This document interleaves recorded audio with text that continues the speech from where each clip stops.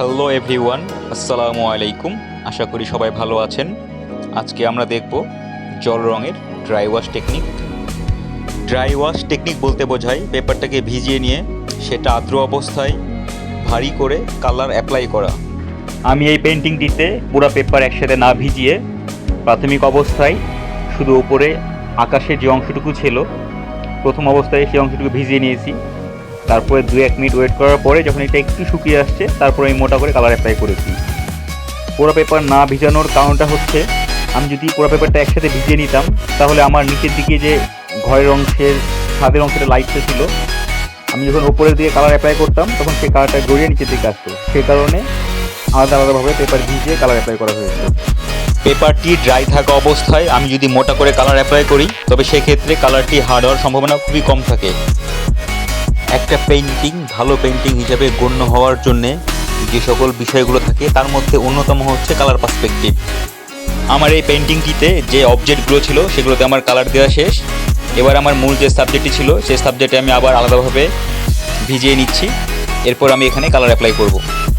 Colour perspective সম্পর্কে আমাদের অবশ্যই পরিষ্কার জ্ঞান থাকা লাগবে, তবে আমাদের একটি ভালো পেন্টিং করতে সেটা আমাদের সহায়তা করবে।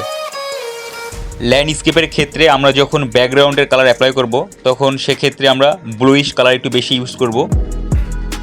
দূরের সাবজেক্টগুলো আমরা সাধারণত অস্পষ্ট দেখি, সে কারণে যে সাবজেক্টগুলো ব্যাকগ্রাউন্ডে থাকবে সেগুলোর জাস্ট ক্যারেক্টার অনুযায়ী হালকাভাবে ওয়াশ দিয়ে চলে আসতে হবে, খুব বেশি ডিটেলিং করা যাবে না। একটি পেন্টিং ভালো পেন্টিং হওয়ার পেছনে অনেকগুলো কারণ থাকে, তার মধ্যে অন্যতম একটি হচ্ছে কালার পার্সপেক্টিভ।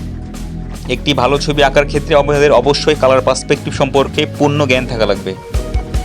ড্রাই ওয়াশ টেকনিকের ক্ষেত্রে ফার্স্ট ওয়াশেই আমাদের কাজের 60% বের হয়ে আসে।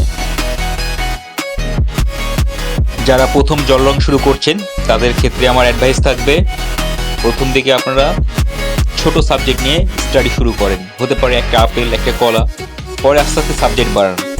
ল্যান্ডস্কেপের ক্ষেত্রেও একইভাবে করে প্রথমে একটা গাছ জল রঙে করেন, তারপরে 2টা গাছ, পাতার গ্রুপ, এভাবে আলাদা আলাদা করে স্টাডি করেন, দেন তারপরে আস্তে আস্তে সাবজেক্ট বাড়ান।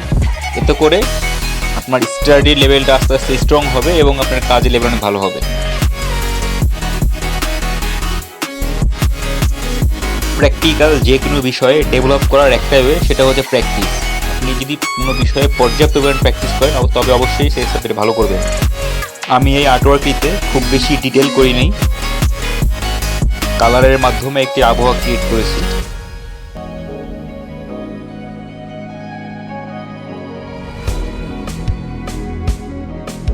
যারা নতুন জল রং শুরু করছেন তাদের ক্ষেত্রে আমার পরামর্শ হচ্ছে প্রথম অবস্থায় অনেকগুলো সাবজেক্ট নিয়ে স্টাডি শুরু করবেন না।